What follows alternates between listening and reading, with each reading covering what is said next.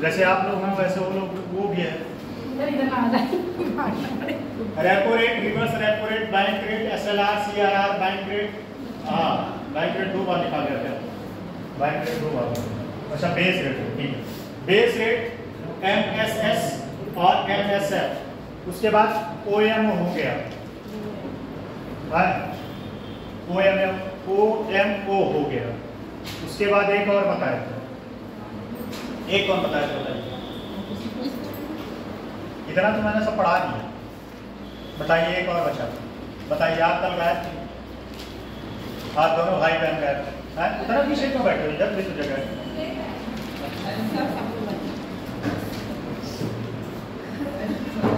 क्या? हाँ, SDF नहीं बताया, बताया नहीं SDF, ठीक, SDF। और एक और लिख लेना, लिक्विडिटी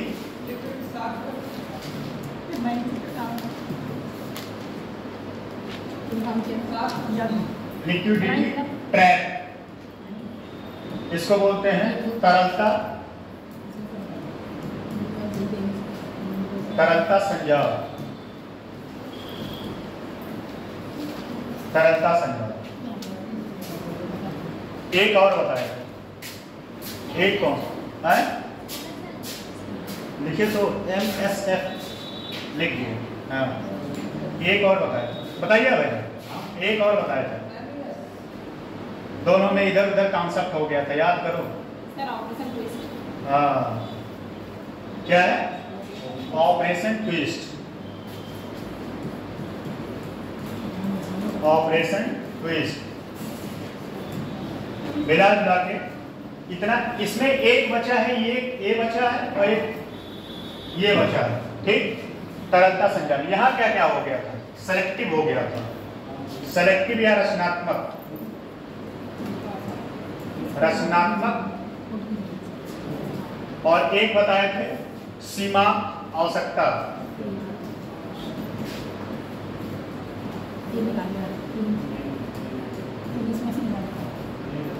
सीमांत आवश्यकता। एक और बताया सीमांत आवश्यकता, एक और बताया शार्प रसनी, शार्प या लिक्विडिटी रसनी,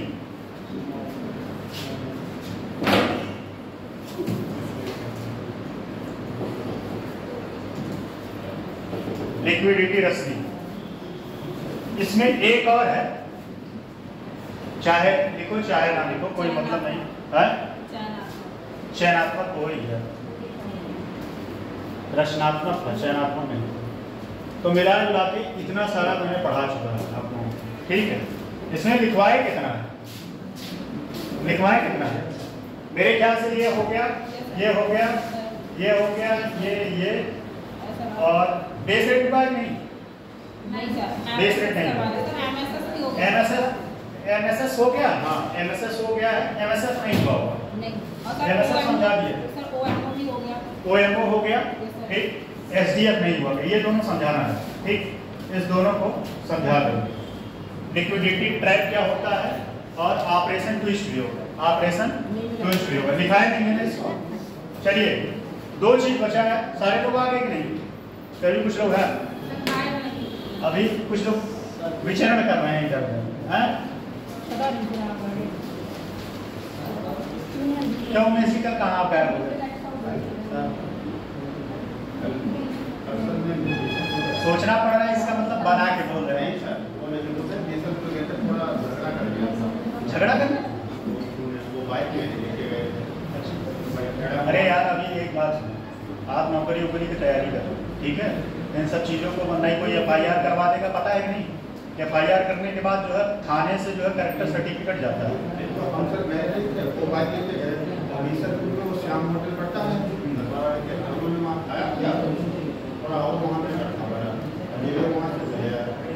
बाबा, ये सब चीज भाई आप लोग सारे लोगों से रिक्वेस्ट है, लड़कियां तो ऐसे भी बवाल नहीं करती, घर में चाहे भी कर ले, बाहर नहीं करेंगी। लेकिन लड़कों, तैयारी कर रहे हो, इधर उधर बवाल मत किया करो, कोई FIR कर देगा, उसके बाद जानते हो क्या होगा? FIR करने के बाद फिर नौकरी समस्या हो जाएगी, क्योंकि आपका बैंक से जाता है सर्टिफिकेट जाता है। अच्छा, बैंक बार बार आ रहा है, थाने से जो है मेरे दिमाग में मैं सोचता हूँ तब भी repo rate reverse repo rate चलता है इस समय, हैं? तो चलिए, हो जाती है तो नाम ऑनलाइन हो जाते हैं जिसकी बात होती है नाम मतलब कैसे वो पता होना चाहिए। जैसे मान लो FIR हो गया आपको, FIR आज तक अब क्या है, पहले क्या होता था, फाइलें होती थी, ठीक है, तो फाइलें में FIR होता था। उधर आके बताएं चीजें भी करते हुए है। तो पहले क्या होता था कि जब FIR होता था तो बहुत सारे लोग पैसा लेके उसको कहते थे। अब क्या है, ऑनलाइन सिस्टम, अब कुछ नहीं कर पाओगे। एक बार FIR हो गया तब तो फिर गए, फिर उसके बाद सर्टिफिकेट पाना मुश्किल हो जाएगा, ठीक है। ये सब अंदर की बातें हैं, मुझे इसलिए पता है, मेरे घर में 2 पुस्त से चला आ रहा है पुलिस डिपार्टमेंट। मेरे बाबा थे इस टाइम, मेरे चाचा हैं, तो मुझे चीज़ें पता रहता है कैसे क्या होता है वहाँ। चलिए ठीक है, इतनी चीज़ें हो गई। अब थोड़ा सा हमारा ज्ञानवर्धन कराइए आप लोग, ज्ञानवर्धन कि मतलब मुझे अब समझिए कुछ नहीं आता है, अब आप लोग बताएं ये क्या है। मुझे कुछ नहीं आता, अब आप लोगों से पूछेंगे, जो आप लोग बोलेंगे वही सत्य है, जो तुम कहो वही हाँ है, क्या बोलते हैं, कैसे है, जो तुम कहो वही शाम है। तो बताइए, एक चीज और था, MSF में अगर कोई एक टेक्निकल पॉइंट बता दे जो मैंने बताया था, उसके बाद मैं जानूंगा कि हाँ आपने पढ़ा अच्छा। MSF का एक टेक्निकल पॉइंट मैंने कल बताया था, बताइए सौम्या जी, आप बताइए।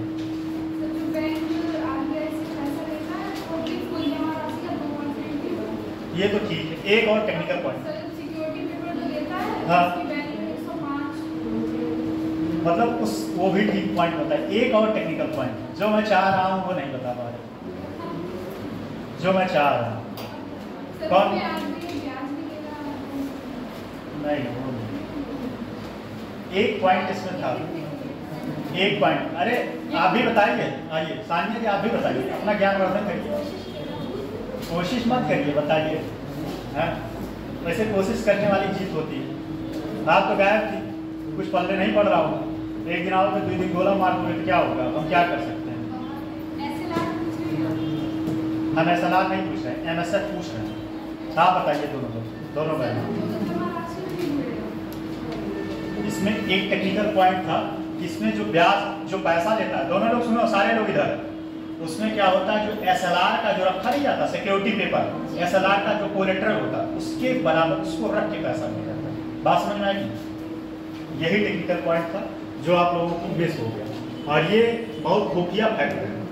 मतलब अगर ये UPSC में या UPPCS में क्वेश्चन बन गया तो आप ही लोग सही मार पाएंगे, लेकिन अब रही बात, याद भी तो होना चाहिए। पॉइंट तो लिखवाए, अभी नहीं लिखवाए। चलिए MSS क्या था, MSS अब फुल फॉर्म नहीं पूछे, हाँ ठीक है वो मुझे पता है, बताइए MSS क्या है, ये कॉन्सेप्ट कब आया था बताइए।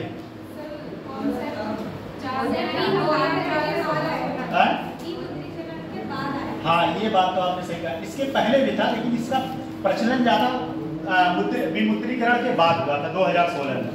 था ये बहुत पहले से 2004 से, लेकिन उसका यूज नहीं था।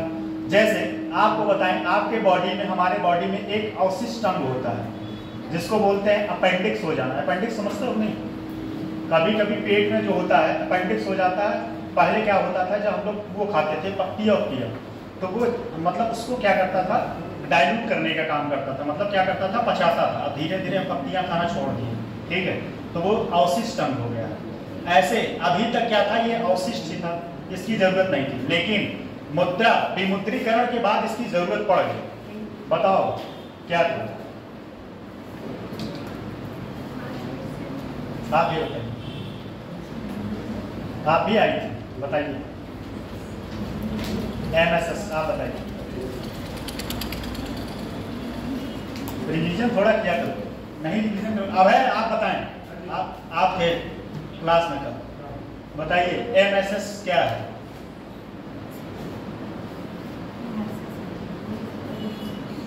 नहीं पूछा,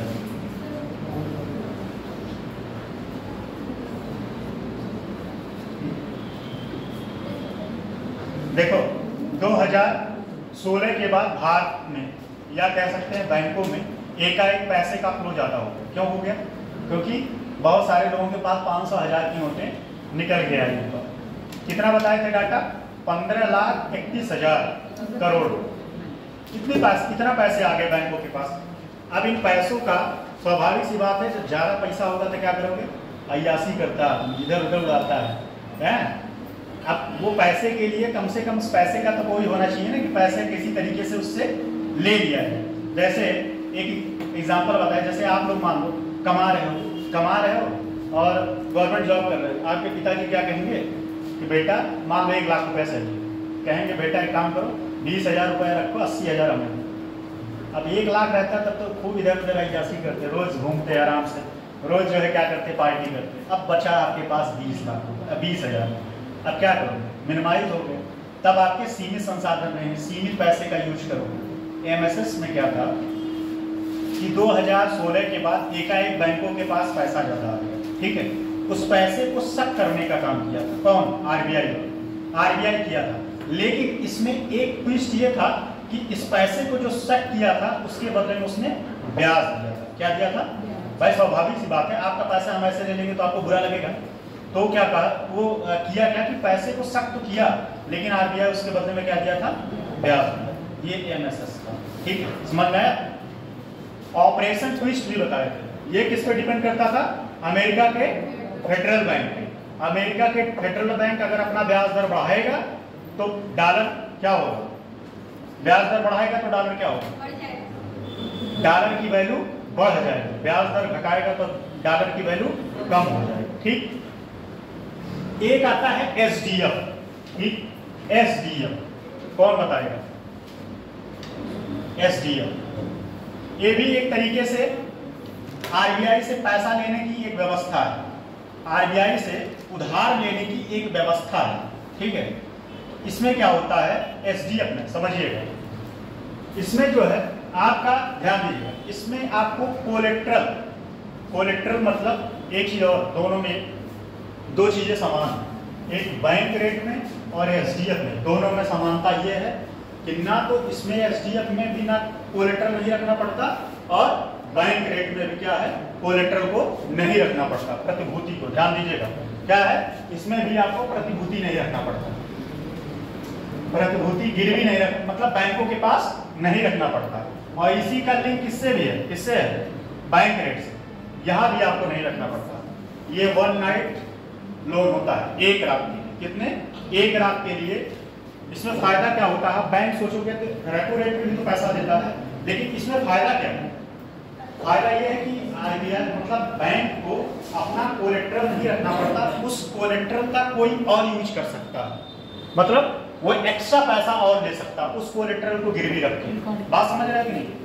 एसडीएफ में क्या है कि इसमें आपको अपना कोलेट्रल नहीं रखना पड़ता, पैसा आपको 1 दिन के 1 रात के लिए मिल जाता है आरबीआई से उधार। फायदा इसमें यही है, इसमें आप कोलेट्रल जो नहीं रखते हैं उस कोलेट्रल को कहीं और बैंक में या कहीं और बैंक से आप पैसा उधार ले सकते हैं, एक्स्ट्रा मनी। इसलिए ये जो है एकाएक आया था। कब आया था? कोरोना के बाद आया। कब आया था? कोरोना के बाद भी आया। समझ में आई कि नहीं बात? एसडीएफ मतलब समझ में आया? एसडीएफ का इतना टेक्निकल पॉइंट है, लिखवाएंगे सब, ठीक है। टेक्निकल पॉइंट इसका क्या है कि इसमें आपको दोनों में समानता है, ध्यान दीजिएगा, इसमें और इसमें बैंक रेट दोनों में समानता यह है कि यहाँ भी आपको कोलेट्रल नहीं रखना पड़ता है और वहां भी कोलेट्रल नहीं रखना पड़ता। किसमें? एसडीएफ में, ठीक है। फिर अगला है लिक्विडिटी ट्रैप। ये बहुत बेहतरीन चीज है।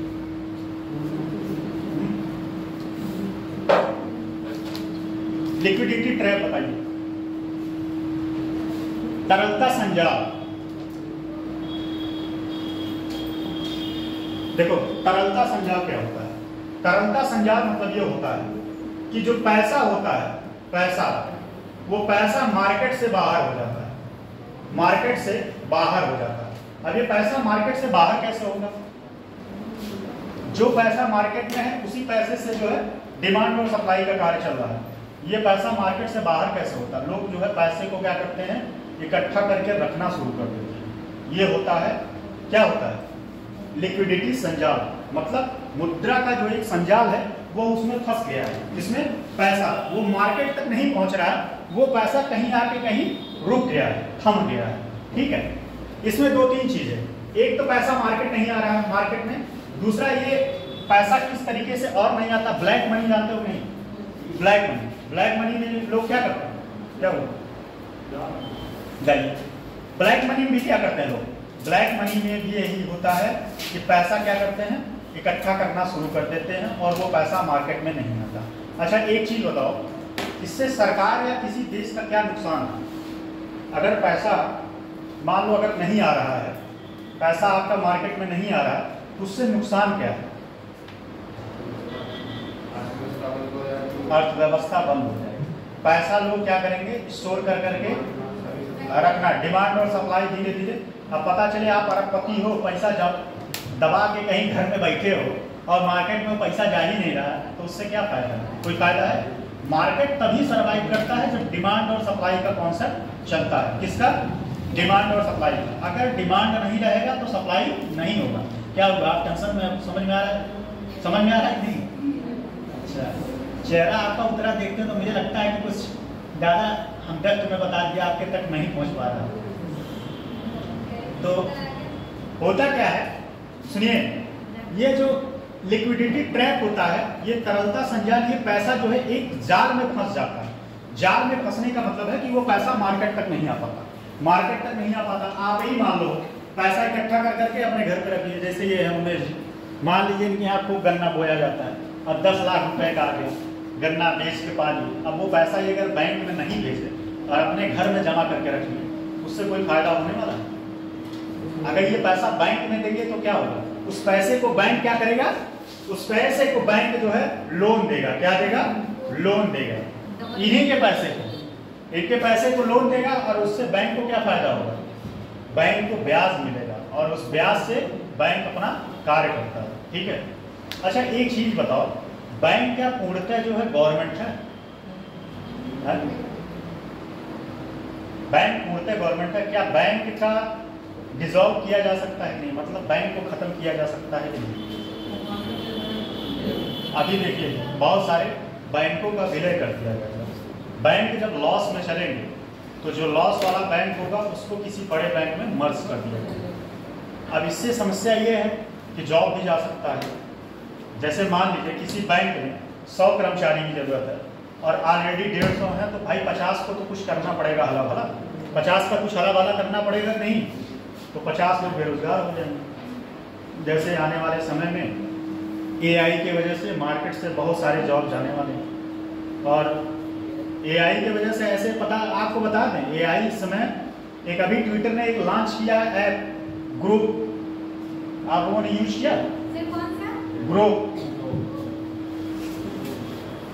GROK, सर्च मारो, ट्विटर X ने लॉन्च किया है ग्रुप। और ये इतना भयंकर चीज है, कभी आप कोई भी चीज पूछोगे तुरंत उसका एकदम बेद एग्जाम्पल के साथ बताएगा ग्रुप। कभी सर्च मार के देखो। हाँ, ट्विटर मतलब X, अब उसका नाम X हो गया है। क्या हो गया है? जब से एलन मस्क ने खरीदा उसका, तब से उसका नाम X हो गया। ठीक, तो कहने का मतलब ये है कि मार्केट, ये जो तरलता संजाल होता है, इसमें पैसा मार्केट तक नहीं पहुंचता है, और पैसा मार्केट तक न पहुंचने के बहुत सारे कारण होते हैं, जैसे कि ब्लैक मनी। ठीक है, आप पैसे को एक जगह कहीं इकट्ठा करके रख लें, वो पैसा मार्केट तक ना आए, तो ये सब सारे कारण होते हैं जो जिसको बोलते हैं तरलता संजाल। ऑपरेशन ट्विस्ट मैं बता चुका हूँ, आगे सब बता चुका हूँ। आप लोगों से मैं पूछता हूँ कि बताइए क्या है लिक्विडिटी रसनी क्या है? कल बताए थे, अब थोड़ा आज लिखना पड़ेगा क्योंकि अभी पढ़ाए ज़्यादा है, लिखाए कम, और आप लोगों में जो है टेंशन होने लगता है। आज बैंकिंग भी शुरू हो जाएगा, आज RBI का फंक्शन शुरू हो जाएगा, और जहाँ तक उम्मीद है कि आज आप बैंक जो है खत्म हो जाएगा। अगर आज नहीं हो पाए तो अगले क्लास में थोड़ा बहुत बताने के बाद। अच्छा एक चीज़ बताओ, बैंक पढ़ने में मजा आया कि नहीं?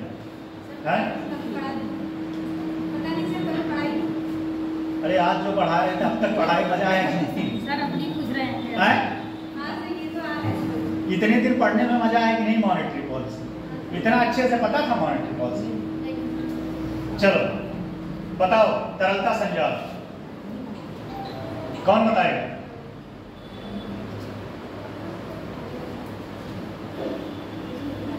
तरलता संजाल नहीं, ये बताइए।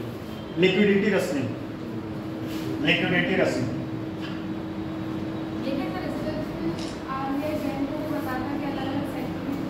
कितने पैसे का कहाँ फ्लो करना है, ठीक है। आप लोग भी मेहनत किया करो भाई, ठीक है। क्लास की जिम्मेदारी एक व्यक्ति के ऊपर नहीं है, ठीक। क्लास की जिम्मेदारी सारे व्यक्तियों के ऊपर है। चलो लिखो जरा, गुणात्मक पे लिखो, गुणात्मक ऑपरेशन तो इस लिखे थे नहीं,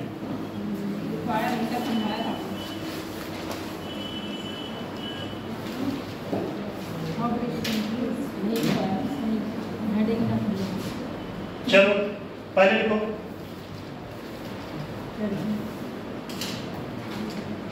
एक बचा था, एमएसएफ बचा था।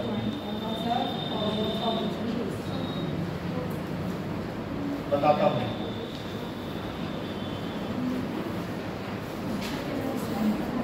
और नोट्स जाके थोड़ा रिवीजन किया करिए अपने हाथों को जो है। दो एमएसएस हो चुका था, लिखवा दिए थे। ऑपरेशन ट्विस्ट लिख लो, ऑपरेशन ट्विस्ट। यह अमेरिका की केंद्रीय बैंक, ऑपरेशन ट्विस्ट। आज आपको कम से कम नॉन स्टॉप 20 से 25 मिनट लिखना पड़ेगा, उसके बाद ये गारंटी है कि नॉन स्टॉप बैठ के समझना पड़ेगा, ठीक है। तो अभी लिख लो यह, क्योंकि ये सब सारी चीजें बहुत पहले समझा दिए, नहीं तो क्लास जो है आपका ना समझाया होगा तो कल का आज बता नहीं पाते हो, तो पता चले बाद में कैसे याद रहेगा। यह अमेरिका की केंद्रीय बैंक फेडरल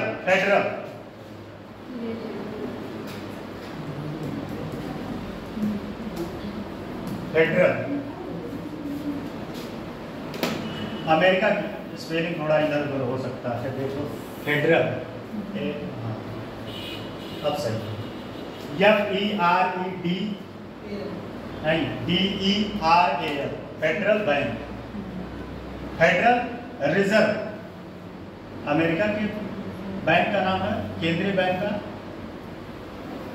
फेडरल रिजर्व द्वारा प्रयोग किया जाने वाला एक मौद्रिक उपकरण रहा। यह अमेरिका की केंद्रीय बैंक फेडरल रिजर्व द्वारा प्रयोग किया जाने वाला एक मौद्रिक उपकरण रहा है, मौद्रिक उपकरण रहा। वह लिख लीजिएगा तब बोलिएगा। आज कितनी टाइम जाना है, लिखिए आराम से।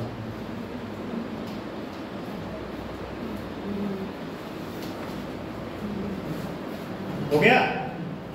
वर्ष 2019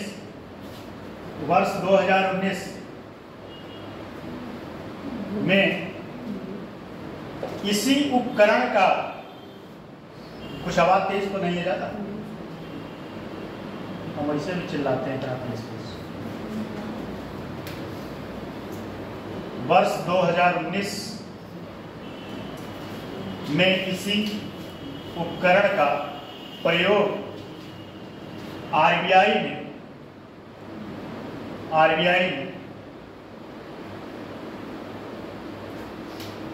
भारत में किया, जिसके कारण यह प्रक्रिया सुर्खियों में रही, जिसके कारण यह प्रक्रिया सुर्खियों में रही।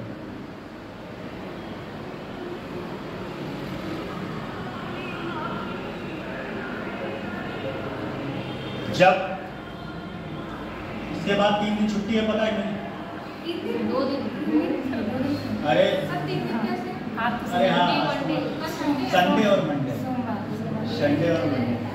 2 दिन होम रिवीजन करिए और 1 दिन रैंडमली ऐसे हम टेस्ट लेंगे भाई, पहले बता दें। तो इसलिए आप, और एक बात और, जो टेस्ट में ऑब्जेक्टिव रहेगा, जो टेस्ट में 50 क्वेश्चन में 45 सही करेगा, उसको मेरे तरफ से 100 रुपये इनाम। कितना? 100 रुपये, ज़्यादा नहीं, 100 रुपये का इनाम। तो इनाम सर आपको 2000 मिलते हैं और आप 100 रुपये देंगे, बताओ गलत बात नहीं है। अच्छा, वो 2000 में देते हैं, क्या चाह रही हैं आप? 2000 देते हैं? नहीं 2000 भी दे सकते हैं, लेकिन आप जो है ऐसा करिए तो। और ये भी गारंटी है कि वो 100 रुपए कोई ले नहीं पाएगा, ये भी गारंटी है। सर आप देखिए करेगा भी तब भी आप गलती निकाल देंगे। नहीं भाई, सारे का आंसर रहेगा विद सोर्स के साथ। ये मेरा गारंटी है कि 45 क्वेश्चन कोई कर नहीं पाएगा, वो 100 रुपए मेरा बचा रहेगा, वो 100 रुपए ही टेबल पे रख देंगे ऐसे, जिससे आप लोग देखें और थोड़ा सा मिले, हिम्मत मिले क्या 100 रुपए मिलने वाला है। तो 100 रुपए मिलेगा तब जब 45 क्वेश्चन आउट ऑफ 50 में सही होगा। तो अगर 43.5% में सही हुआ तो पैसा नहीं मिलेगा, ये रूल है, ठीक। अगर 50 या 50 सही हुआ तो 100 रुपए बोनस, तो 200 रुपए। 50 या 50 अगर सही हुआ, रियलिटी बोल रहे हैं, मजाक में, सीरियस में, पैसा देंगे। लेकिन कंडीशन देख लो किताब में, 45 होना चाहिए, 50 या 50 हुआ तो 50 रुपये, 100 रुपये बोनस, सोच लो 200 रुपये मिलेंगे। अब ये 200 रुपये आप लोग के ऊपर डिपेंड करता है कि मेरे जेब से 200 रुपये आप निकलवा पाते हो कि नहीं। अभी आपके ऊपर मैं जिम्मेदारी छोड़ रहा हूँ, बताइए उन्हें। सर प्रीवियस ईयर का जमा कर देना। हाँ, आप किसी पास नहीं जमा कर देंगे भाई, यहीं यहाँ पर रख देंगे 200 रुपये, यहाँ पर रख देंगे। चलो लिखो सर ऑब्जेक्टिव क्वेश्चन, ऑब्जेक्टिव। हाँ, इसीलिए तैयारी करते रहना, मैं बताऊंगा नहीं किस दिन टेस्ट है, मैं पता चले खूब रट के आओ तो हमारा 200 रुपये चला जाए। सर पैसे नहीं लेके अपना फायदा देखेगा, खुद ही करेगा। हाँ? अपना फायदा देके खुद ही करेगा, पैसे से क्या है। हाँ, तो इसीलिए तो मैं दे रहा हूँ। अगर रट के पहले से तैयार रहोगे, फायदा आपका है, मेरा कोई नहीं। बता देता। हाँ, जो टॉपिक पढ़ाए उसी टॉपिक में से जितना पढ़ाए वो वहीं से टेस्ट बनेगा, ठीक है। और एक चीज और है, सोर्स भी बताएंगे, ऐसा नहीं कि मैं आंसर ऐसे बता दूंगा कि आपका गलत है, हमारा आपसे कोई दुश्मनी नहीं। और 200 रुपये मेरे लिए कोई बहुत बड़ी बात नहीं, ठीक है। मैं 200 रुपये खुशी दूंगा, उस दिन मुझे बड़ी खुशी होगी जो आउट ऑफ 50 या 50 लाएगा, आप लोगों के लिए दिए ऑफर, ठीक। तो देखो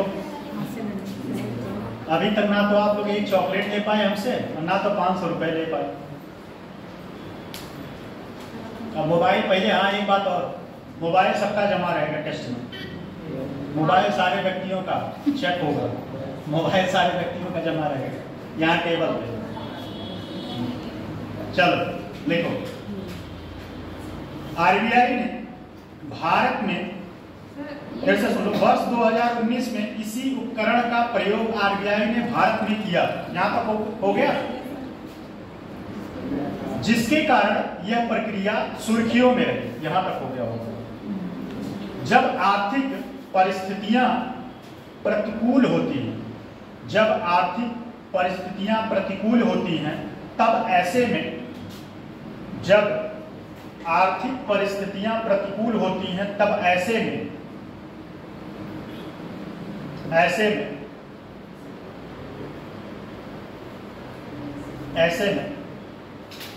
बैंकिंग व्यवस्था में तरलता कम होने के कारण, बैंकिंग व्यवस्था में तरलता कम होने के कारण, बैंकिंग व्यवस्था में तरलता कम होने के कारण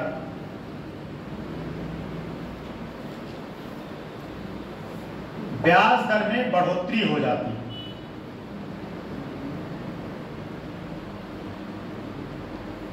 अतः ब्याज दर में बढ़ोतरी हो जाती है। अतः प्रतिभूतियां बेचकर, अतः प्रतिभूतियां बेच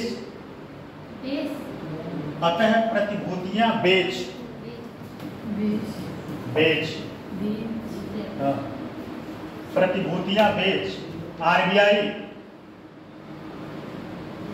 भी सरकार के लिए,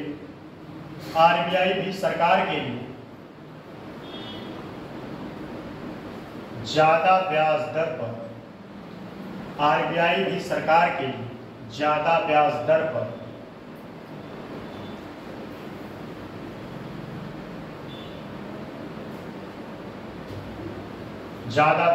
पर ऋण प्राप्त करती है। इससे न सिर्फ सरकार के ऊपर, इससे न सिर्फ सरकार के ऊपर, इससे न सिर्फ सरकार के ऊपर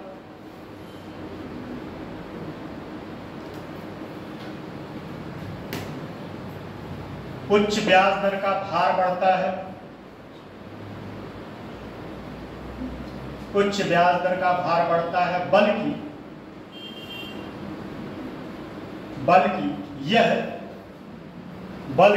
यह अन्य उपभोक्ताओं के लिए भी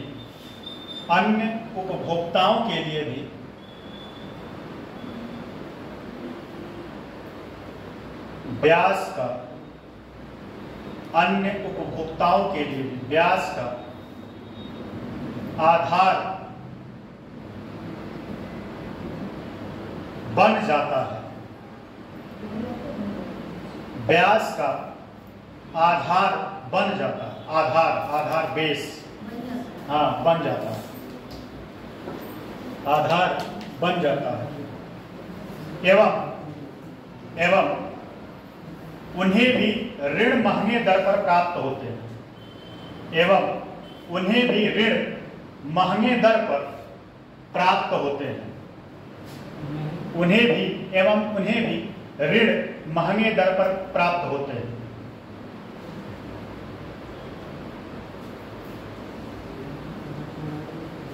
ठीक, आगे लिखिएगा पैराग्राफ चेंज करके। भविष्य में, इन फ्यूचर, भविष्य में जब आर्थिक परिस्थितियां अनुकूल हो जाए, भविष्य में जब आर्थिक परिस्थितियां अनुकूल हो जाए, आर्थिक परिस्थितियां अनुकूल हो जाए,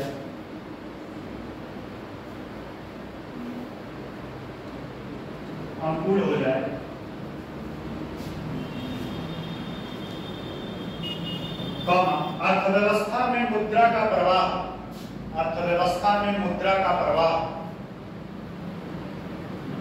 अर्थव्यवस्था में मुद्रा का प्रवाह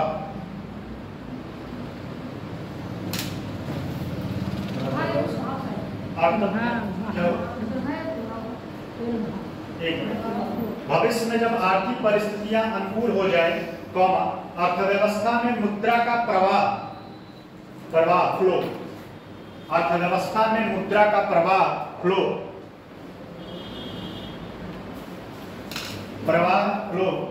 अब यही है। अगर कोई कॉपी कर लिया, प्रभाव और फ्लो तो नहीं लिखती, सही, प्रभाव फ्लो बढ़ जाए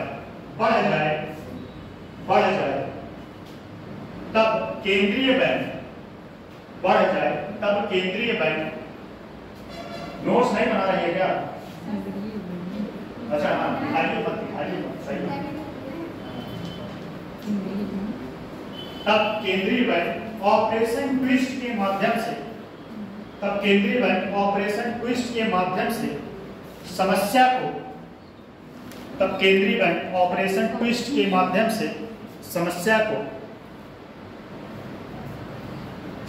को दूर करती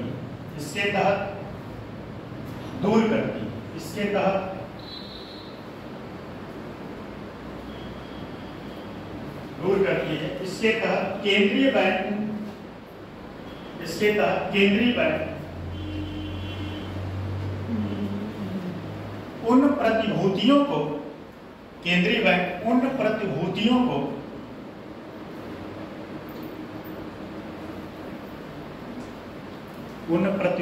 को बैंकों से वापस खरीदती है। अच्छा ये बताओ, अब यहाँ थोड़ा सा दिमाग की बात है। जब केंद्रीय बैंक प्रतिभूतियों को खरीदेगी तो क्या होगा? पैसे का फ्लो क्या होगा? कम होगा या बढ़ेगा? और जब बेचेगी कम होगा। ठीक, तो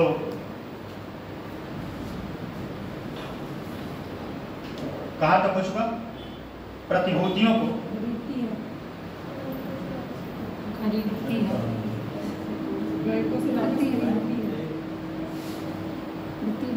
हाँ ठीक।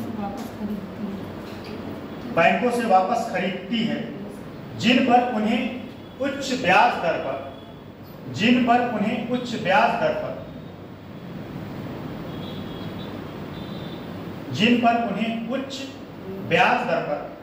ब्याज दिया जा रहा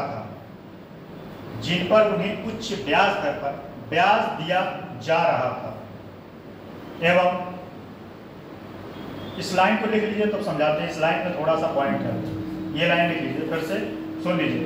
जिन पर उन्हें उच्च ब्याज दर दिया जा रहा था, मतलब जो प्रतिभूति खरीदा था बैंक, ठीक है, उस पे जो है, जो प्रतिभूति खरीदा उस पे जो है भारी मात्रा, जो पैसा लिया था मतलब उस पे भारी मात्रा में आरबीआई को ब्याज देना पड़ता था। क्या देना पड़ता था? ज्यादा परसेंटेज में ब्याज देना पड़ता था, यही बात है, दे रहा था। एवं पुनः नई प्रतिभूतियां बेचकर, प्रतिभूतियां को इंग्लिश में कोलेट्रल बोलते हैं, लिख लेना। नई प्रतिभूतियां बेचकर कम ब्याज दर पर ऋण प्राप्त कर लेती,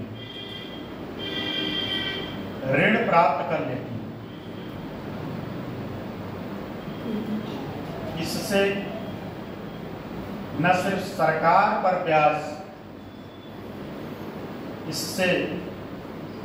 सरकार पर ब्याज का भार कम होता है, बल्कि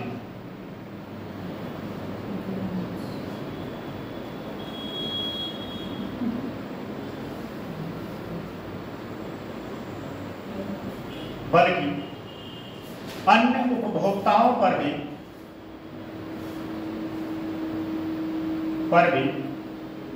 ब्याज का भार कम होता है।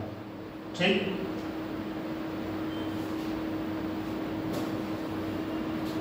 तो ये बताइए बैंक रेट लिखे थे कि नहीं? बैंक रेट नहीं लिखे? रेपो रेट देख लो, एक बार चेक करो, बताओ एक बार क्या क्या लिखे, क्या लिखी, एक बार चेक करके बताओ। Reverse repo rate, bank rate और बैंक रेट हो गया। अच्छा, रिजर्व, अच्छा बेस रेट बचा था, ठीक है। बेस रेट और प्राइम लैंडिंग दोनों एक साथ बता देंगे, ठीक है। एसडीएफ नहीं बताए थे ना, एसडीएफ और एमएसएफ, हाँ तो लिखिए एमएसएफ पर सीमांत अस्थायी सुविधा। अब थोड़ा आप लोगों को हाथ को कष्ट देना पड़ेगा क्योंकि 2 दिन हम लगातार बहुत चिल्लाए हैं, तो आप लोग थोड़ा सा लिख लीजिए। 2-3 टॉपिक है, लिख लीजिए, उसके बाद फिर आपको कुछ समझाने वाला है।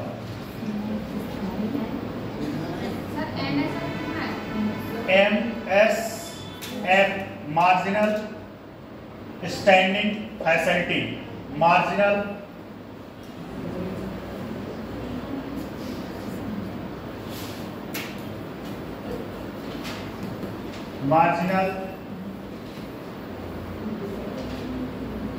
Standing facility, marginal standing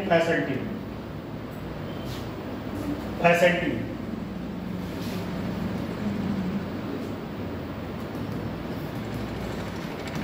marginal standing facility, Hindi में लिख लिया सीमांत अस्थायी सुविधा, सीमांत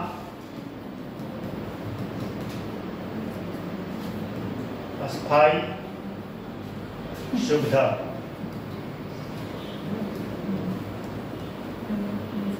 सीमांत अस्थायी सुविधा, ठीक।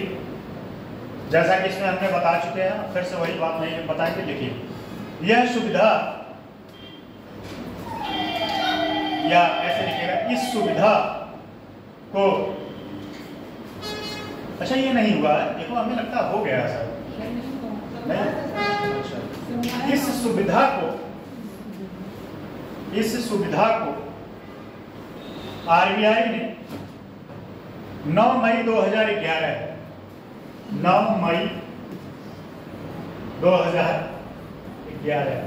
एक मई से मुझे याद है, एक अक्षय कुमार की मूवी थी और उसने एक बकरा खरीदा था, याद है कोई लोग देखे हो? जूही चावला और अक्षय कुमार थे। कंडीशन ये था कि कादर खान उसका बाप था। कंडीशन ये था कि जो पैसे तुम जॉब करोगे, इतना पैसा ला के दोगे तो शादी करेंगे।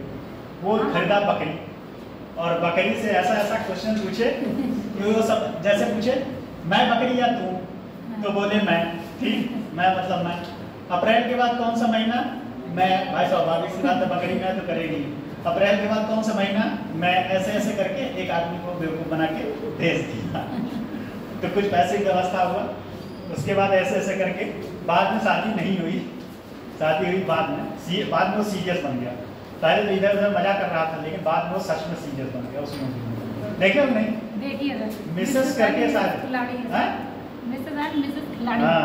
मिसेस है मिसेस खिलाड़ी। वो मुझे याद आ गया मई से मुझे याद आ गया 9 मई 2011 से प्रारंभ किया गया, स्टार्ट किया गया। इस सुविधा को आरबीआई ने 9 मई 2011 को प्रारंभ किया। पूर्णविराम। प्रारंभ में यह सुविधा मात्र वाणिज्यिक बैंक, प्रारंभ में यह सुविधा मात्र वाणिज्यिक बैंक, कॉमर्शियल बैंक, वाणिज्यिक बैंक या कॉमर्शियल बैंक, वाणिज्यिक bank, commercial bank, commercial bank को ही प्राप्त थी। कॉमर्शियल बैंक, आज बताएंगे बैंक कितने टाइप के होते हैं, को ही प्राप्त थी। आज वहां तक अगर पहुंच गए तो बताएंगे प्राइवेट सेक्टर के कौन कौन से बैंक है, गवर्नमेंट सेक्टर के कौन कौन से बैंक है, और विदेशी बैंक कौन कौन से। अगर वहां तक हम पहुंच गए तो आज उम्मीद है पहुंच जाएंगे। आप लोग कितनी स्पीड के साथ लिखते हैं मैटर करता ही। अगर आप लोग बैंक में बड़ी बड़ी सुविधाएं हैं, लोगों को पता नहीं। बैंक में बैंक का कोई भी कर्मचारी आपके साथ मिसबिहेवियर नहीं कर सकता। अगर उसने मिसबिहेवियर तो आईएनजी फॉर्म लग गया, मिसबिहेव किया तो आप उसके खिलाफ शिकायत कर सकते हो बैंकिंग लोकपाल, इसमें बैंकिंग लोकपाल। लेकिन उसके लिए भी कई सारे टर्म्स एंड कंडीशन है। चलिए देखिए, बैंक को ही प्राप्त थी, कॉमा, परंतु वर्तमान में यह सुविधा,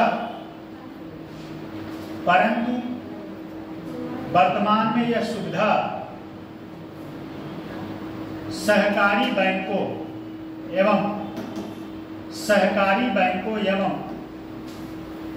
क्षेत्रीय ग्रामीण बैंकों को भी उपलब्ध है। अभी रिसेंट में लिख लो पहले तो बता, क्षेत्रीय सुविधा सहकारी बैंकों एवं क्षेत्रीय ग्रामीण बैंकों को भी उपलब्ध है।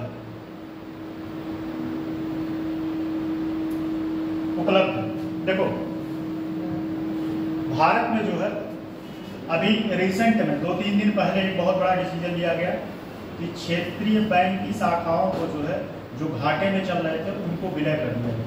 भारत में अब वर्तमान समय में क्षेत्रीय ग्रामीण बैंक, अभी हम वहाँ आएंगे लेकिन थोड़ा सा जान लो, क्षेत्रीय ग्रामीण बैंक है जिसको बोलते हैं RRB, रीजनल रूरल बैंक, जो अब वर्तमान प्रेजेंट में 28 बैंक कार्य कर रहे हैं, जिसमें से 26 बैंकों का विलय कर दिया गया। पहले कितने थे? 43। जोड़ने को उतना आ रहा है, एक बैंक को हटा देगा। टोटल अभी जो है वर्तमान में 28 बैंक अब भारत में कार्य कर रहे हैं और 26 बैंकों का विलय कर दिया गया। इसके पहले टोटल 53 बैंक थे ग्रामीण बैंक।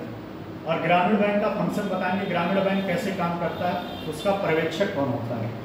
मजा है, मस्त टॉपिक है, मजा आएगा। आज पीएनबी बैंक को ये बताएंगे कि भारत का पूर्णतः भारतीयों द्वारा बैंक कौन बनाया गया था। पीएनबी बैंक कब हुआ था, ये बहुत बार प्रीलिम्स में पूछा हुआ है कि पीएनबी बैंक की स्थापना कब की गई थी। पीएनबी बैंक देखे हो क्वेश्चन, बहुत बार प्रीलिम्स में बना है। प्रीलिम्स में तो बना ही है, वनडे में भी बहुत बार बना है क्वेश्चन। 1894 और स्वामी विवेकानंद शिकागो में अपना भाषण कब दिया, कौन बताएगा? हिस्ट्री का क्वेश्चन है, जल्दी बताओ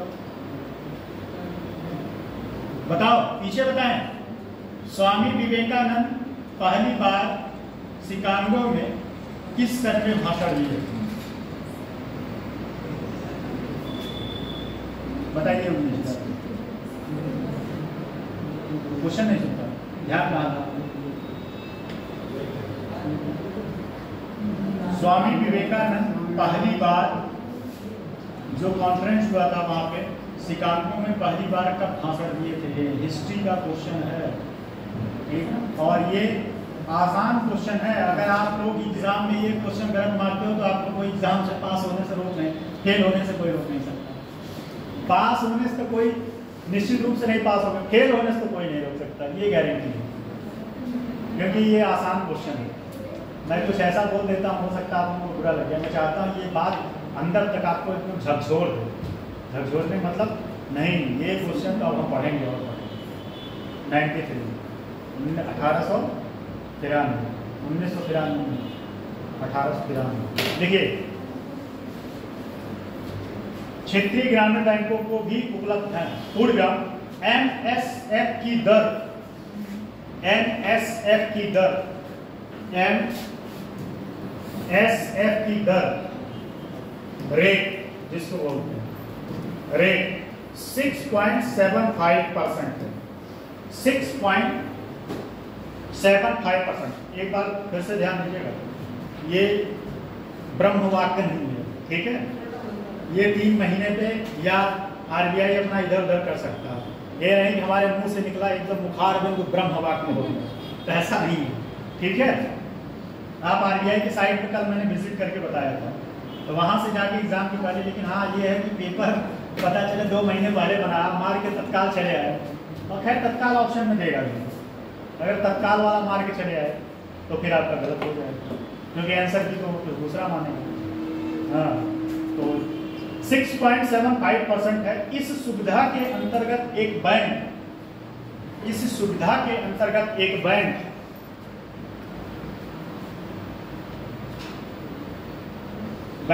आरबीआई से 24 घंटे के लिए, आरबीआई से 24 घंटे या 24 घंटों के लिए ऋण प्राप्त कर सकती है।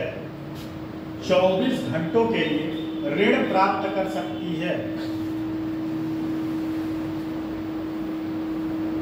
इसके अंतर्गत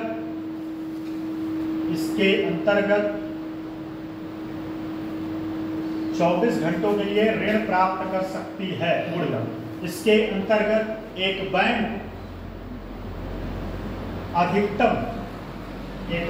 अधिकतम अपनी कुल जमा राशि का, एक बैंक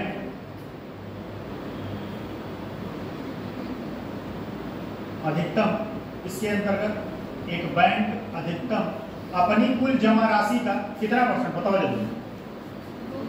हाँ, अपनी कुल जमा राशि का 2% तक, 2% तक के या तक की राशि, 2% तक की राशि ऋण के रूप में प्राप्त कर सकती है, ऋण के रूप में प्राप्त कर सकती है। इस सुविधा के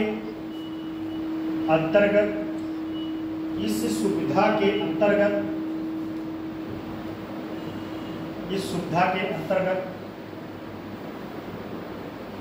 प्राप्त करने के लिए बैंकों को, इस सुविधा के अंतर्गत ऋण प्राप्त करने के लिए, इस सुविधा के अंतर्गत ऋण प्राप्त करने के लिए बैंकों को आरबीआई के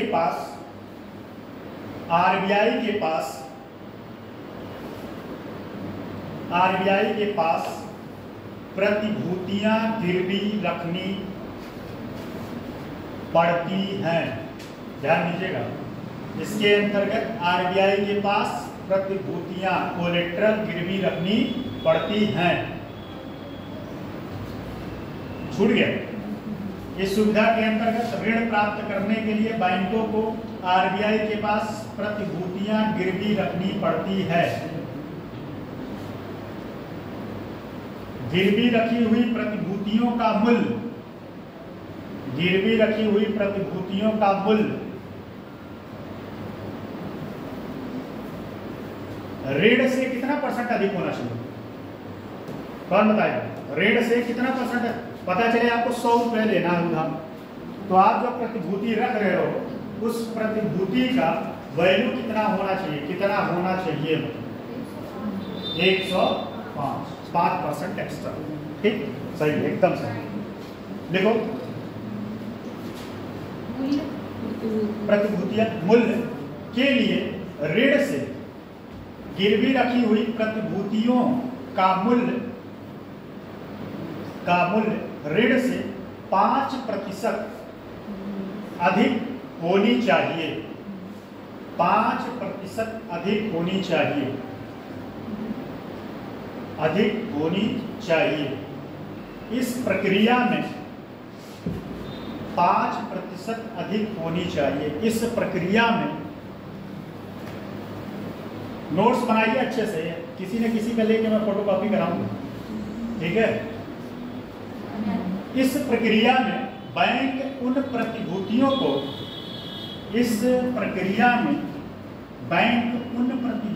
को गिरवी रख सकती है।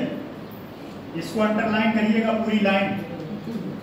इस प्रक्रिया में बैंक उन प्रतिभूतियों को गिरवी रख सकती है, पूरी लाइन अंडरलाइन करिएगा, रख सकती है, जो अब यही है मेन पॉइंट, जो उसके एसएलआर का हिस्सा है, जो उसके एसएलआर का हिस्सा है। बात समझ में है?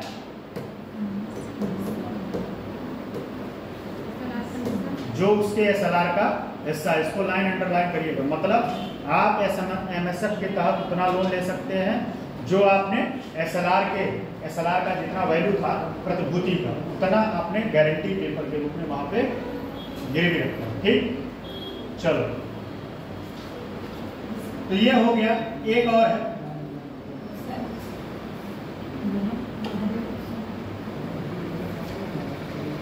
ठीक,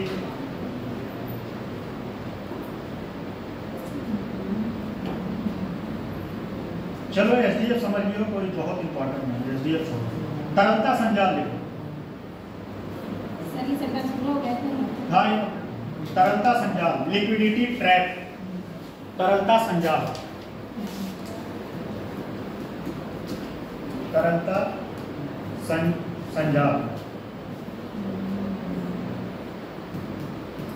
तरलता संजाल, लिक्विडिटी ट्रैप। ट्रैप मतलब होता है, जानते हो क्या? ट्रैप मतलब फंसना, ठीक है। देखो, जब किसी भी कारण से तरलता अथवा मुद्रा, जब किसी भी कारण से तरलता अथवा मुद्रा अर्थव्यवस्था के किसी एक जाल में, जब किसी भी कारण से तरलता, लिक्विडिटी अथवा मुद्रा अर्थव्यवस्था के किसी एक हिस्से में फंस कर रह जाए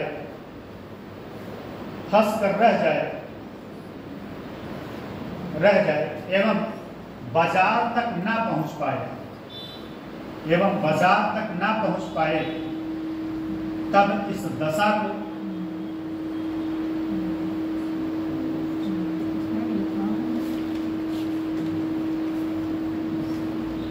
ना पहुंच पाए, हो गया, तब इस दशा को तरलता संजाल की दशा कहेंगे। तरलता संजाल की दशा कहेंगे। तरलता संजाल की दशा कहेंगे। ठीक, इसके पीछे कई अलग अलग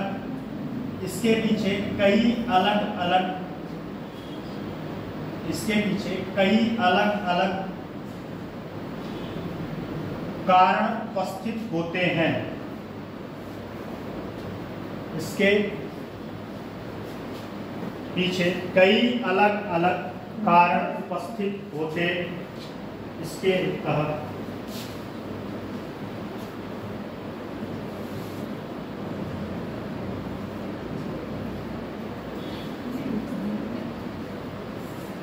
ये उड़ गई।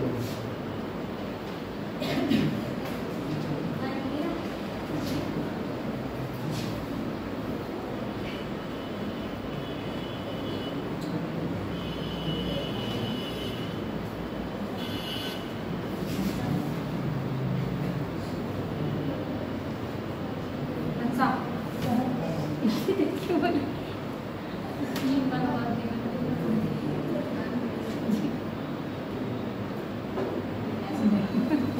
इसके पीछे कई अलग अलग कारण उपस्थित होते हैं।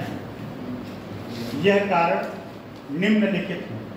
यह कारण निम्नलिखित। अब कौन कौन से कारण हैं जिनकी वजह से पैसा मार्केट तक नहीं पहुंच पाता है?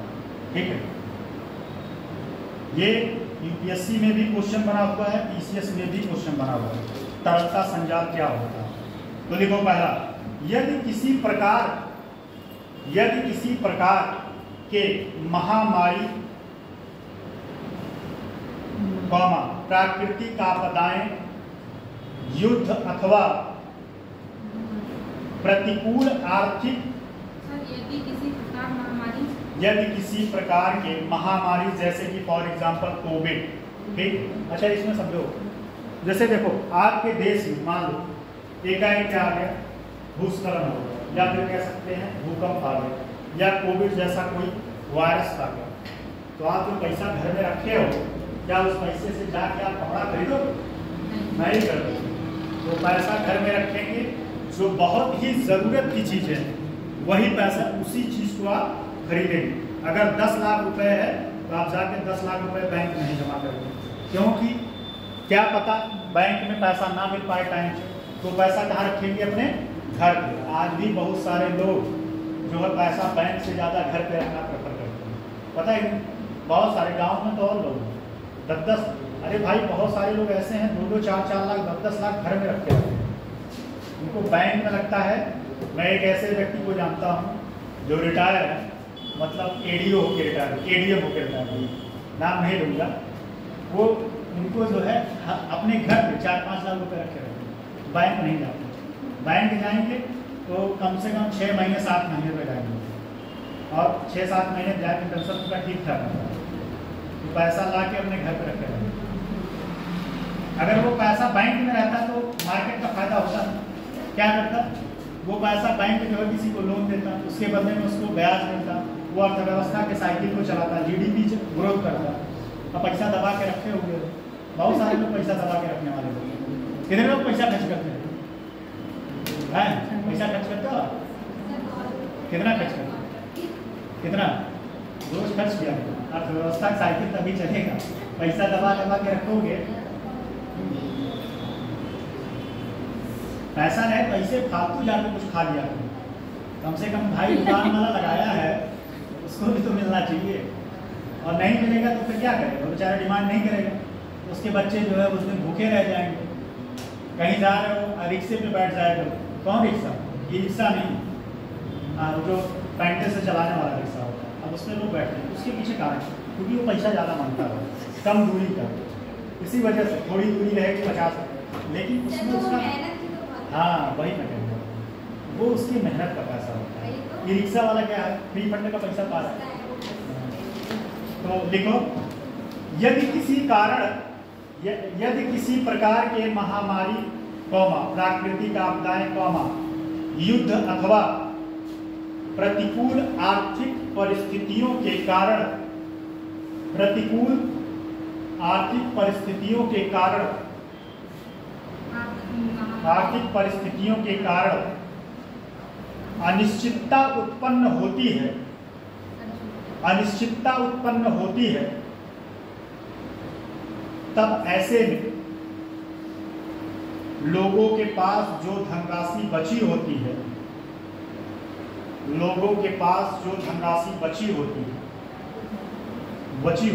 वे उसे क्या करेंगे? उड़ा देंगे, खर्च कर देंगे? नहीं, वे उसे खर्च न कर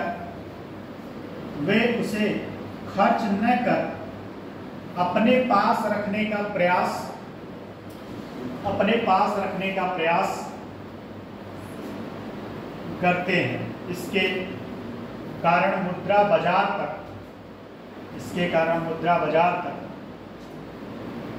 नहीं पहुंच पाती। और एक बात और बता दें, कोरोना के बाद गवर्नमेंट सेक्टर की नौकरियों का डिमांड बहुत तेजी के साथ बढ़ा। क्यों बढ़ा?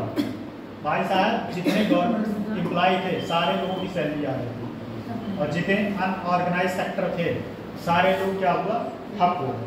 फिर लोगों को समझ में आया कि भैया गवर्नमेंट नौकरी सबसे बढ़िया है। 20,000 महीने आए, लेकिन फिक्स तो है। गवर्नमेंट सेक्टर वाला एक चीज़ बताए थे नहीं, आप लोग दिल पे मत लीजिएगा क्योंकि आप ये लोगों से जुड़े अच्छी हो।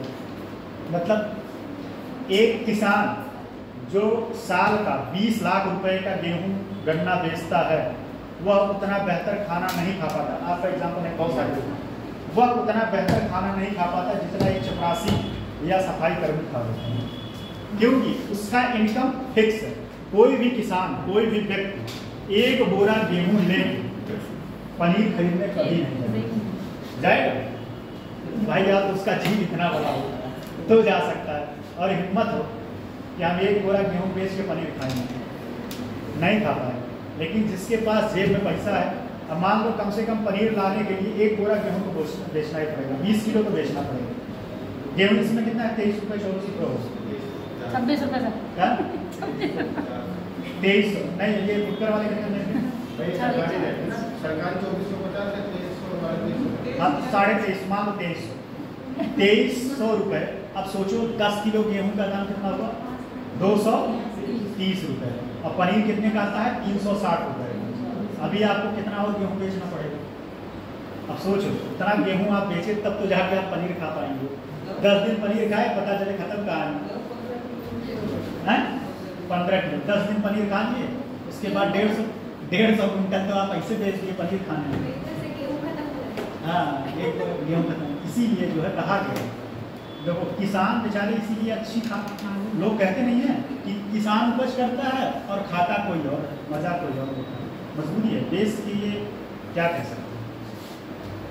अगला है, इसी में अगला पॉइंट, काले धन को खर्च कर पाना, काले धन को, ब्लैक मनी, जैसा कि आप लोग भविष्य में करने वाले हो, करना मत, ठीक है? ब्लैक मनी मत करना, ठीक? काले धन को खर्च कर पाना एक जटिल प्रक्रिया, काले धन को खर्च कर पाना एक जटिल प्रक्रिया है। ऐसे में यदि एक अर्थव्यवस्था में, ऐसे में यदि एक अर्थव्यवस्था में लोगों के पास काला धन हो, इसका मैं अभी एक लिंक करके बताऊंगा, तो लिख लीजिए, पूरी कहानी तक बताता। ऐसे में यदि एक अर्थव्यवस्था में लोगों के पास काला धन हो और वह इसे खर्च न करे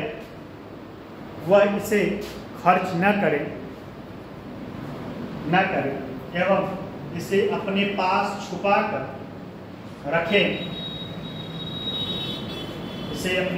छुपा कर रखें, ऐसे में यह धन राशि बाजार तक नहीं पहुंच पाती,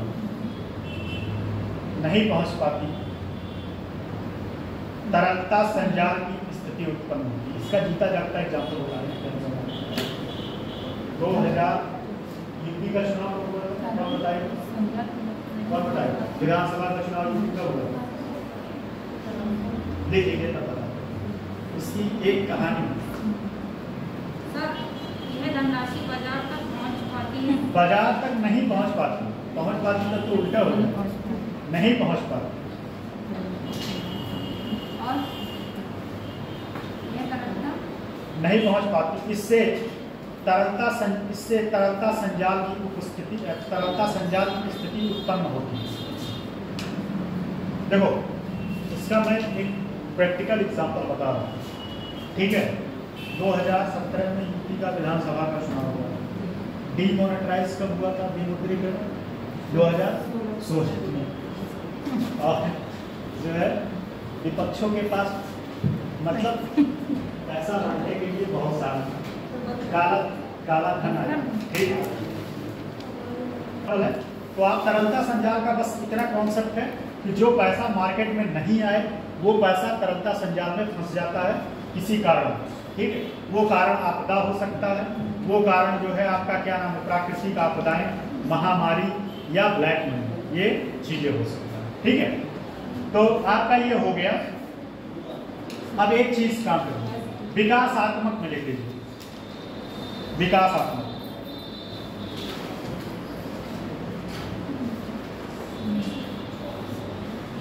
विकासात्मक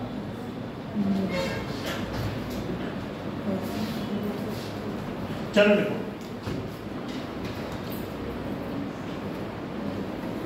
विकासात्मक मतलब गुणात्मक, सर विकासात्मक ही कहते हैं, गुणात्मक, गुणात्मक, हाँ क्वालिटेटिव, एक क्वांटिटेटिव है एक क्वालिटेटिव। तो गुण मतलब विकास, बात यही है, गलत नहीं। हाँ ठीक, देखिएगा इसमें पहला है चयनात्मक साख रसनी, selective credit control, selective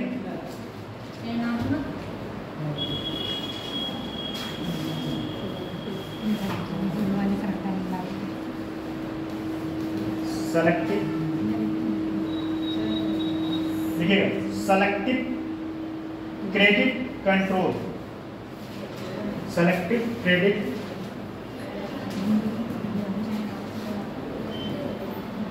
control, इसका हिंदी है चयनात्मक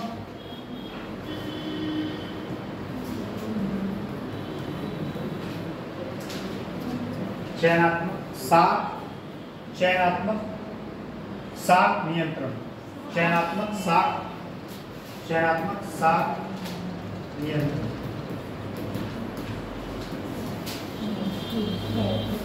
चयनात्मक साख नियंत्रण लिखिएगा इसमें। चयनात्मक साख नियंत्रण, ये सब सारी बातें लिखवा दिए थे, समझा दिए थे, इसलिए थोड़ा 2 टॉपिक और है, उसके बाद आप लोग समझ लें, जितना समझाए तो उतना लिखवा दें।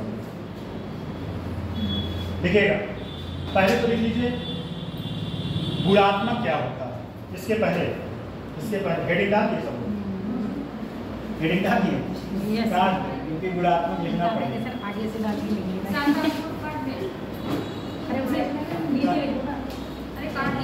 गुणात्मक उपकरण पहले तो ये लिखना पड़ेगा, क्योंकि भाई गुणात्मक तो पता ही होना चाहिए, नहीं तो गुणात्मक लिखो। मौद्रिक नीति के गुणात्मक उपकरण साख के प्रवाह को, मौद्रिक नीति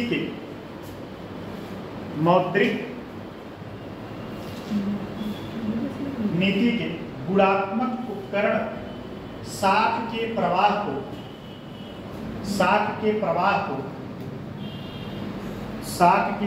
को आर्थिक क्रिया के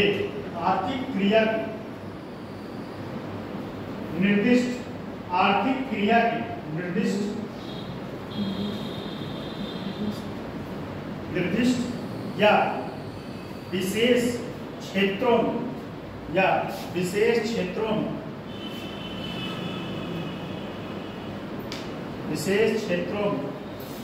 बढ़ाने या घटाने पर केंद्रित है, बढ़ाने या घटाने पर केंद्रित है। ये उपकरण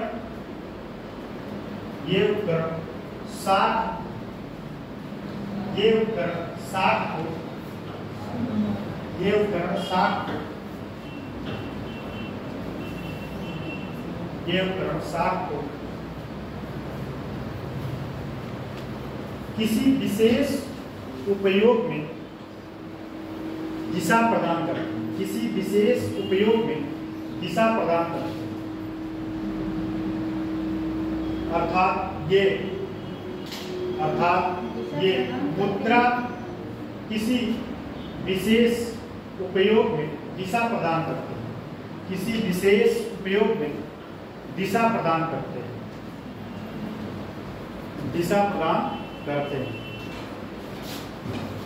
करते हैं, अर्थात ये मुद्रा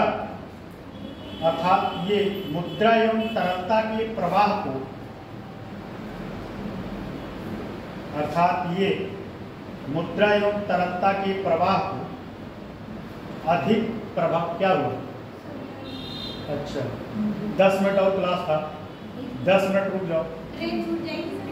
अच्छा जाओ भाई, ट्रेन वाली बात नहीं, जाओ ट्रेन वाली बात 10 नहीं 20 मिनट बढ़ा नहीं चाहिए, ट्रेन वाली बात। तरलता के प्रवाह को अधिक, तरलता के प्रवाह को अधिक प्रभावपूर्ण ढंग से नियंत्रित करते हैं, प्रभावपूर्ण ढंग से नियंत्रित करते हैं। अब इसमें पहला वो जो टॉपिक मैंने लिखवाया था, अब उसके अंदर लिखिए सब टॉपिक, चयनात्मक साख नियंत्रण, सेलेक्टिव क्रेडिट कंट्रोल। हाँ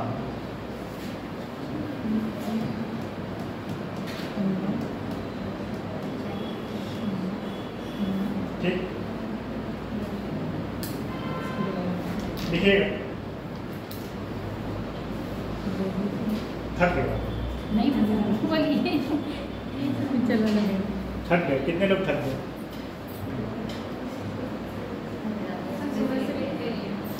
सर आप लोग तो बदल जाते हैं, हम लोग तो लिखते हैं। टीचर चेंज हो जाते हैं लेकिन बच्चे चेंज नहीं हम होते। लोग भी बहुत लिखेंगे, ठीक है, सच में। आज भी मैं लिखता हूँ, आंसर राइटिंग करता रहता हूँ।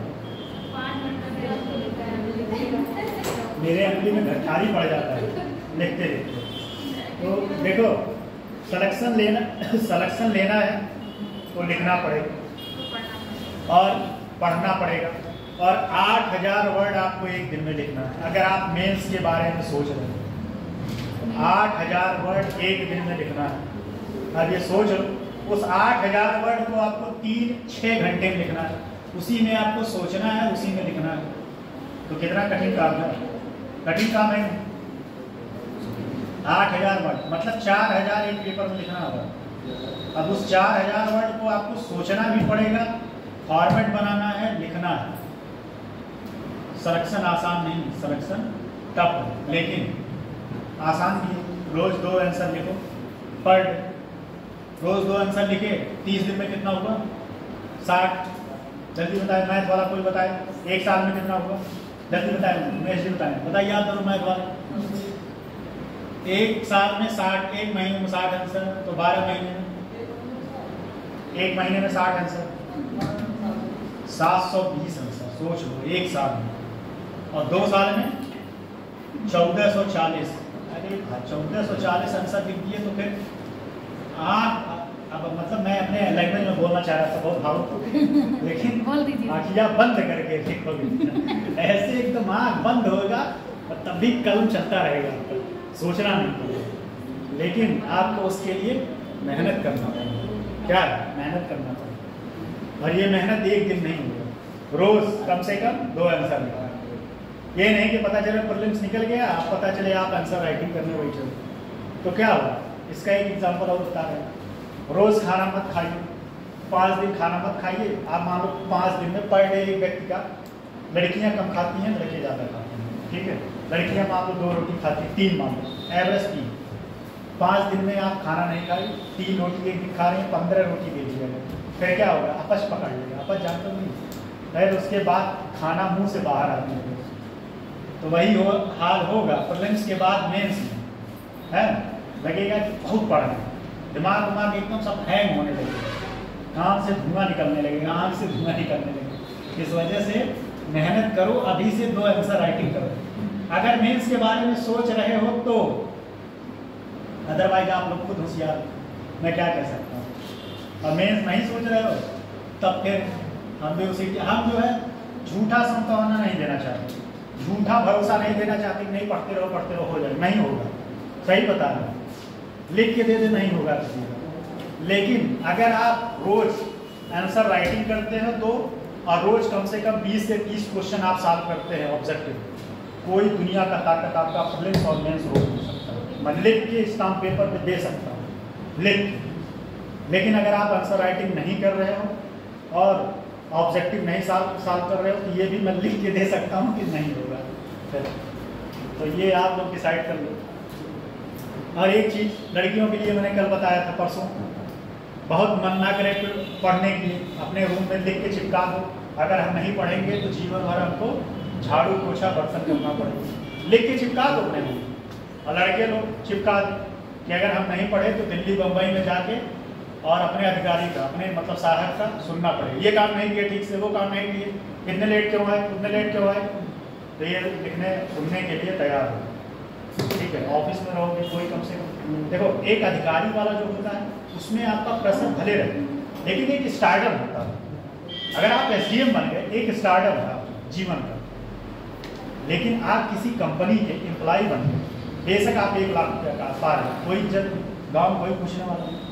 एक सफाई कर्मी है, उससे ज़्यादा आपसे ज़्यादा उसकी इज्जत है कि नहीं। देखो एक कोई रेलवे ग्रुप डी में होता है ना, 4 गांव के लोग जा जाते हैं, भाई उनका लड़का रेलवे भाई उनका लड़का कोई सिपाही हो गया, बाबा उनका लड़का सिपाही हो गया। और आप किसी मल्टीनेशनल कंपनी में 1.5 लाख रुपये सैलरी है, कोई पूछने वाला नहीं है, पड़ोसी नहीं पूछने वाला है। तो यूपी बिहार में गवर्नमेंट नौकरी एक क्या है, एक क्रेडिट है, एक स्टैंडर्ड लाइफ है, मतलब एक स्टेटस है। और अगर आपको उस स्टेटस को जीना है तो हम फिलॉसफी झाड़ रहे हैं, मुझे पता है कि 10 मिनट तक इस दिमाग में घुसता है, उसके बाद फिर क्या होता है, इसी धुन में फिर चलते हैं। लेकिन जब तक रहेंगे तब तक हम फिलॉसफी झाड़ेंगे। एक व्यक्ति को अगर उससे लाभ हो गया तो मुझे लगेगा कि मेरा फिलॉसफी सफल है, ठीक। तो आप मुझसे सारे लोगों से मिलिए हैं, आंसर राइटिंग किया करो, टाइम ना मिले एक ही आंसर राइटिंग करो। आंसर राइटिंग नहीं करो तो कहाँ लिख के टांग लो कि हमारा सिलेक्शन नहीं होगा, निश्चित रूप से, उसमें कोई दो राय नहीं। चलो देखो, इतना ज्ञान दे दिए, उसके बाद आराम भी मिल गया आपको थोड़ा हाथों को। ये होता है टीचर कि समझे कब किस चीज़ को क्या जरूरत है देने का। अब एनर्जी थोड़ा सा आया कि नहीं, अब फिर से लिखेंगे। देखो चयनात्मक साख नियंत्रण में देखो, टीचर मेरा पैशन नहीं है, लेकिन मुझे पता है टीचर वाली स्किल मेरे अंदर है, लेकिन मुझे टीचर में बहुत इंटरेस्ट नहीं मिलता, मुझे मेरा पैशन नहीं है टीचिंग करना। चयनात्मक साख नियंत्रण, चयनात्मक साख नियंत्रण से तात्पर्य अर्थव्यवस्था के कुछ, चयनात्मक साख नियंत्रण से अर्थव्यवस्था के कुछ रचनात्मक क्षेत्रों में, रचनात्मक क्षेत्रों से संबंधित केंद्रीय बैंक की एक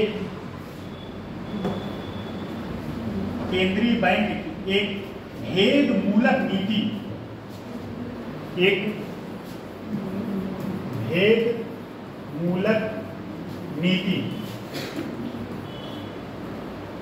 मूलक नीति, अच्छा भेद मूलक नीति जो है, क्योंकि ये डिसाइड करता है किस सेक्टर में कितना पैसा फ्लो करना, तो भेद होगा ही भेद, ठीक है।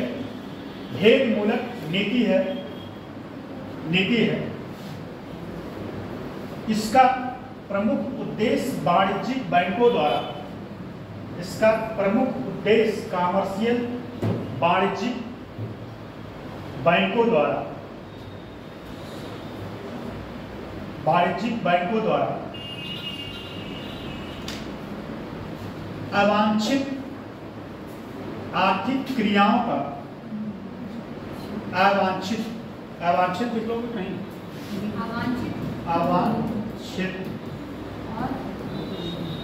अवांछित आर्थिक क्रियाओं एवं गैर प्राथमिक क्षेत्रों के लिए, गैर प्राथमिक क्षेत्रों के लिए साख देने पर, साख मतलब पैसा देने पर रोक लगाना या उन्हें हतोत्साहित करना है। उन्हें हतोत्साहित, कितने लोग हतोत्साहित लिख लेंगे? हतोत्साहित कैसे लिखे? हतोत्साहित, जी, हतोत्साहित करना है, पूर्वक। इसके अंतर्गत प्राथमिक क्षेत्रों में आर्थिक गतिविधियों के, इसके अंतर्गत प्राथमिक क्षेत्रों में आर्थिक गतिविधियों के स्तर को बढ़ाने के लिए, साख के प्रवाह को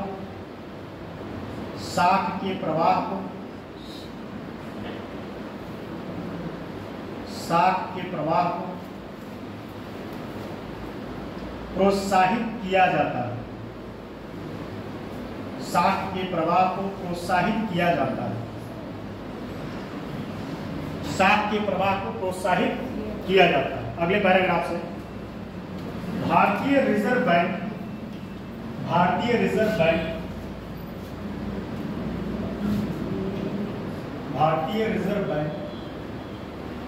ये आप ही का मौसम। अच्छा, इस पे देखिए, फिर उस पे लिखते हैं। भारतीय रिजर्व बैंक द्वारा मौद्रिक नीतियों के गुणात्मक उपकरणों या भारतीय रिजर्व बैंक RBI द्वारा मौद्रिक नीतियों के गुणात्मक उपकरणों या चयनात्मक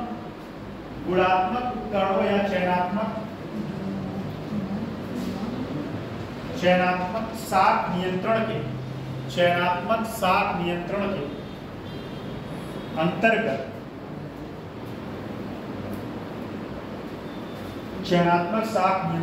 अंतर्गत इन उपकरणों का प्रयोग किया जाता है। मतलब चयनात्मक क्रियाओं के तहत इन उपकरणों का प्रयोग किया जाता है। ठीक, तो ये हो गया चयनात्मक। अगला है सीमांत आवश्यकता, मात्रा। हो गया, अभी नहीं हुआ 22 एक टॉपिक देखो, 1.5 घंटा से कम होगा मेरे ऊपर दिक्कत आएगा। ठीक है, वीडियो 1.5 घंटा है, क्योंकि 1.5 घंटे उसमें, तो 1.5 घंटा हो जाएगा। एक टॉपिक और जितना आप लिखे रहोगे उतना कल आराम से बैठ के बैठना पड़ेगा।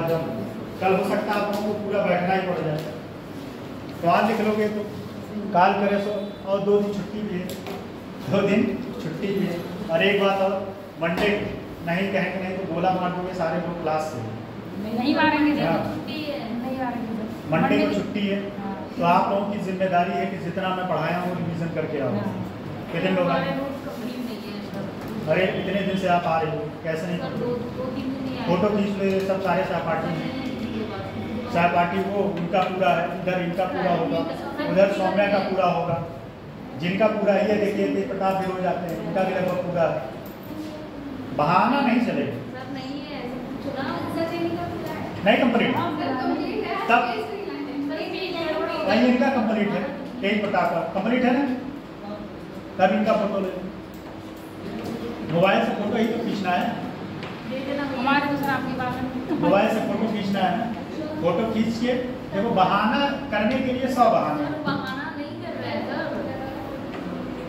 अरे तो हम तो सोर्स दिलवा रहे हैं ना आपको, हम आपको चीजें अवेलेबल करा रहे हैं। अब आप ना करो तो आपकी जिम्मेदारी। हम उनसे कह रहे हैं कि आप उनसे लेके फोटो खींच लो। ठीक है, रिवीजन कर रहे हैं, जितना पढ़ाए हैं। क्या क्या टॉपिक कंप्लीट हो चुका है? नेशनल इनकम पहले तो हुआ था, भारतीय अर्थव्यवस्था का स्टार्ट कहाँ से, पूंजीवादी, फिर साम्यवादी और मिश्रित अर्थव्यवस्था। उसके पीछे क्या क्या कारण था मैंने सारा बताया।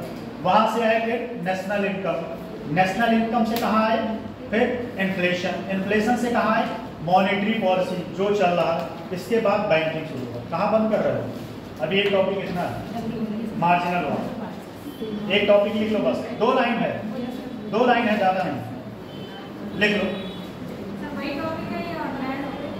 उसी का है, उसी का टॉपिक है, लिख लो। सीमांत आवश्यकता, सीमांत आवश्यकता, मार्जिनल रिक्वायरमेंट, सीमांत आवश्यकता, मार्जिनल, मार्जिन या मार्जिनल दोनों, मार्जिनल रिक्वायरमेंट, मार्जिनल रिक्वायरमेंट, सीमांत, मार्जिन या सही लिखे हैं भाई? अभी 5 मिनट है, हो गया? लिखूंगा 5 मिनट है मेरा। हाँ? 5 मिनट इस वीडियो चलिए रहने दीजिए। ये टॉपिक लंबा है, 10 मिनट लगेगा। चलो सर को कुछ समझ नहीं, वीडियो बंद करो, सर 25 कोई बात नहीं, ठीक है।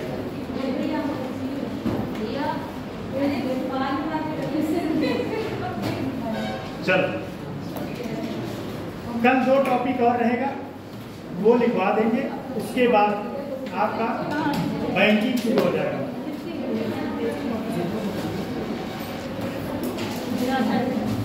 मेरा वीडियो चल रहा था, चल गया, हाँ? चल रहा।